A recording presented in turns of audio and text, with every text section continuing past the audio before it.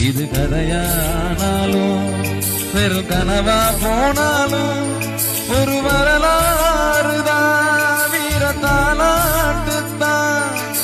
கதை போல தோணும், இது கதையும் இல்லை. இத கலங்காம கேட்கும் ஒரு இதயம் இல்லை. 10 மாத கோயில் வாசம் தாய் வயிற்றிலானது. பக்குவமாய் அவள்தான் என்னை மனிதனாக்கி வைத்தது. அன்னை தந்த பால் குடித்து அன்பு பாசம் வந்தது. அவள் படித்த பாட்டுத்தானே அறிவு சொல்லி தந்தது.